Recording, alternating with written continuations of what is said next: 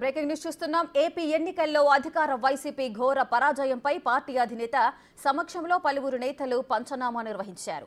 ప్రభుత్వ ప్రధాన సలహాదారుడు సజ్జల రామకృష్ణారెడ్డి, సీనియర్ నేత తలసిల రఘురాం తీరు వల్లే కృష్ణా, గుంటూరు జిల్లాలో పార్టీ ఊడ్చిపెట్టుకుపోయిందని మాజీ మంత్రులు వెల్లంపల్లి శ్రీనివాసరావు, జోగి రమేష్లు జగన్ దృష్టికి తీసుకొచ్చారు. కృష్ణా జిల్లాలో తలసిల రఘురాం కారణంగా చాలా నియోజకవర్గాల్లో ఇబ్బందులు పడినట్లు పలువురు వైసీపీ నేతలు వాపోయారు. విజయవాడ పార్లమెంటు పరిధిలో రఘురాం జోక్యం మూలంగానే అన్ని సీట్లు కోల్పోయినట్టు వెల్లంపల్లి ఆరోపించారు.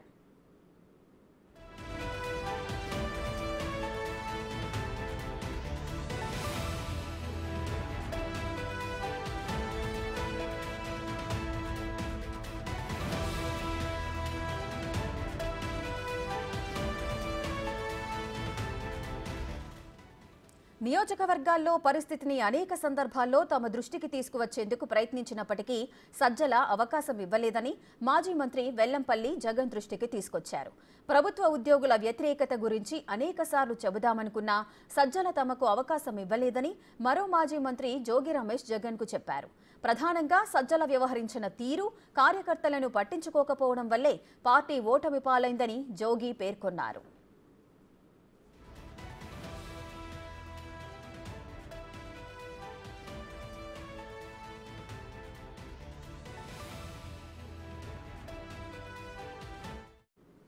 పార్టీ ఓటమిపై సమీక్ష పూర్తయిన తర్వాత జగన్ వారితో మాట్లాడుతూ ఇకపై ప్రతి అంశాన్ని తానే స్వయంగా పరిశీలిస్తానని చెప్పినట్లు వైసీపీ నేతలు చెప్పారు. మరో వారం రోజుల్లో అందరం మళ్లీ సమావేశమై వాస్తవ పరిస్థితులపై విశ్లేషణ చేద్దామని జగన్ చెప్పారని అన్నారు. పార్టీ కార్యాలయం, క్యాంప్ ఆఫీసుల్లో ఈ నెల 10న పలు మార్పులు చేస్తున్నట్లు జగన్ చెప్పారని వారన్నారు.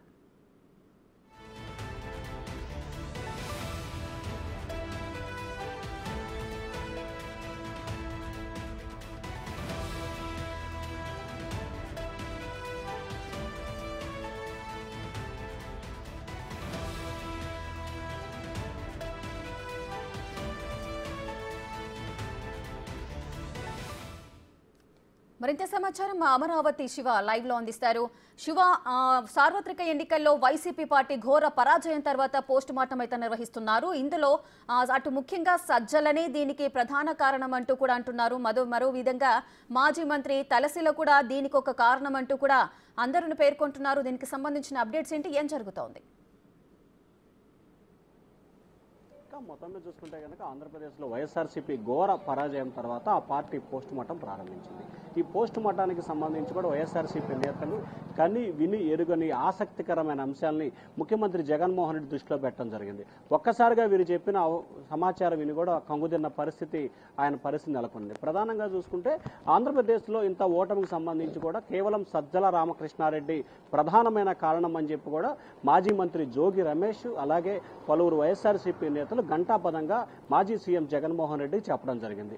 అనేక అంశాలు, గ్రామ స్థాయిలో ఉన్న పరిస్థితులు, అలాగే ప్రజల్లో ఉన్న వ్యతిరేకత, అలాగే ఉద్యోగ సంఘాల్లో ఉన్న వ్యతిరేకత, ఈ అంశాలకు సంబంధించి అనేక సందర్భాల్లో మీ దృష్టిలో పెట్టాలని చెప్పి వచ్చినప్పటికీ సజ్జల రామకృష్ణారెడ్డి నేను చూసుకుంటాను, నేను చెప్తానని చెప్పి మమ్మల్ని కట్టడి చేశారని చెప్పి కూడా జోగి రమేష్ ఫిర్యాదు చేయడం జరిగింది.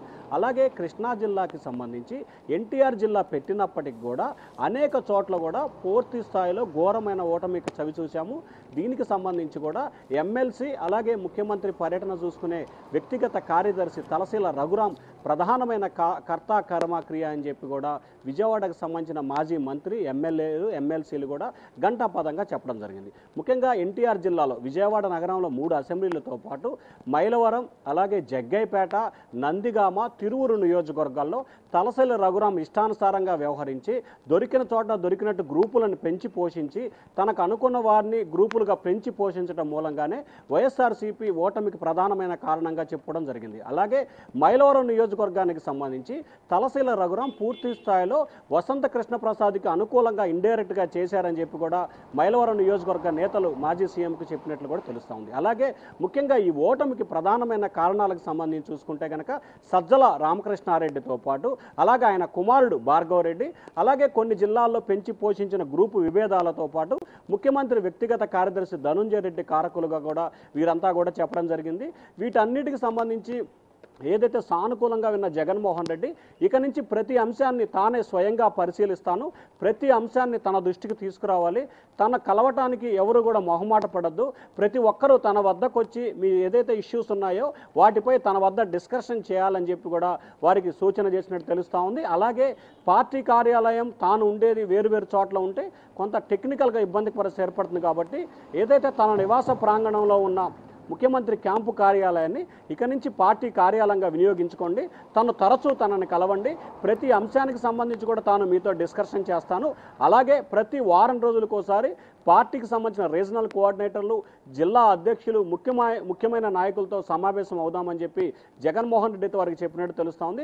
సో ఓవరాల్గా చూసుకుంటే సజ్జల రామకృష్ణారెడ్డి, ఆయన కుమారుడు భార్గవ్ రెడ్డి, ధనుంజయ రెడ్డి వీరు ముగ్గురే ప్రధానమైన కారణంతో పాటు జిల్లాలకు సంబంధించి గుంటూరు జిల్లాకు సంబంధించి అప్పిరెడ్డి కానీ, అలాగే ఆళ్ల అయోధ్య రామిరెడ్డి, అలాగే కృష్ణా జిల్లాకు సంబంధించి కూడా తలసీల రఘురామ్, ఇట్లా ఒక్కొక్క జిల్లాకు సంబంధించి ఒక్కొక్క నేతలు వారు ముఖ్యమంత్రి సజ్జల రామకృష్ణారెడ్డి పేర్లు చెప్పుకొని ఇష్టానుసారంగా వ్యవహరించి అక్కడ గ్రూపుల్ని పెంచి పోషించడం, వైఎస్ఆర్సీపీ నేతలను ఇబ్బందులు పాలు చేయడం, అలాగే డబ్బులు ఏదైతే పోల్ మేనేజ్మెంట్ విషయంలో తమ పాత్ర లేకుండా వారే ఇష్టం వచ్చినట్టు వ్యవహరించడం, కొన్ని చోట్ల అధికార పార్టీకి వ్యతిరేకంగా వీరే ప్రతిపక్ష పార్టీలతో కొమ్మక్కై పనిచేశారనేది ప్రధానంగా ఫిర్యాదు చేయడం జరిగింది.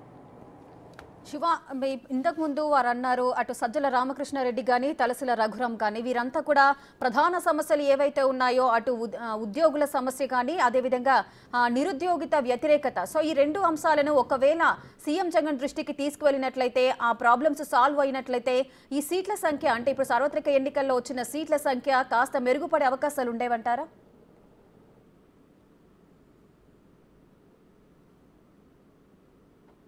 చలో విజయవాడకు పిలుపునిచ్చిన సమయంలో కూడా సజ్జల వ్యవహరించిన తీరు, ప్రతి విషయంలో కూడా సజ్జల రామకృష్ణారెడ్డి అనేక అంశాలు చెప్పినప్పుడు దృష్టికి తీసుకెళ్లకుండా ఆయనే ఒక షాడో ముఖ్యమంత్రిలా వ్యవహరించి అలాగే తమను ఇబ్బందులు పాలు చేసిన పరిస్థితి కూడా కలిగించింది. అలాగే ఉద్యోగుల విషయంలో కానీ నిరుద్యోగ విషయంలో కానీ ముఖ్యమంత్రి కనుక సానుకూలంగా స్పందించినట్లయితే, ఈ అంశాలు ముఖ్యమంత్రి దృష్టికి కనుక తీసుకెళ్ళినట్లయితే పోస్టల్ బ్యాలెట్ల విషయంలో ఖచ్చితంగా వైఎస్ఆర్సీపీ కొంత అనుకూలంగా పడే ఉంది. దాదాపుగా వన్ సైడ్ ఏదైతే పోస్టల్ బ్యాలెట్ కి సంబంధించి 5,39,000 ఓట్లు పడ్డాయో దీంట్లో దాదాపుగా 3,50,000 పైగానే ప్రతిపక్ష టీడీపీకి పడ్డాయి. సో ఈ అంశాన్ని కనుక ముఖ్యమంత్రి దృష్టికి తీసుకెళ్తే ఖచ్చితంగా మరొక 20 నుంచి 30 సీట్లు అదనంగా వైఎస్ఆర్సీపీకి వచ్చే అవకాశం ఉందని చెప్పి కూడా ఆ పార్టీ నేతలతో విశ్లేషించుకున్నారు. దానికి సంబంధించి కూడా గణాంకాలతో సహా ముఖ్యంగా ఎవరైతే మాజీ మంత్రి వెల్లంపల్లి శ్రీనివాసరావు కానీ, నందిగామకు సంబంధించిన మండితోక జగన్మోహన్ రావు కానీ, అలాగే గుంటూరు తనని ఓడించడమే ఏకైక ధ్యేయంగా కూడా గుంటూరు నగరంలో ఉన్న వైఎస్ఆర్సీపీ నేతలు పనిచేశారు. దీనికి కర్త కర్మ క్రియగా అప్పిరెడ్డి వ్యవహరించారని చెప్పి ఆ మైత కన్నీరు కూడా పెట్టుకున్నట్లు కూడా తెలుస్తోంది. సో ఓవరాల్ గా చూసుకుంటే ఎవరి ఇష్టానుసారం వాళ్ళు వ్యవహరించి అంతిమంగా పార్టీని స్థితికి తీసుకురావడానికి కారకులయ్యారు. ఖచ్చితంగా నిరుద్యోగులకి ఉద్యోగులకు సంబంధించిన సమస్యని అప్పటి ముఖ్యమంత్రి దృష్టికి కనుక తీసుకొచ్చినట్లయితే కొంత ఖచ్చితంగా ఫలితాల్లో మార్పులు చేర్పులు జరిగే అవకాశం ఉండేదనేది కూడా ఆ పార్టీ నేతల అభిప్రాయంగా కనిపిస్తా ఉంది. Right, thank you Shiva, thanks for the live details.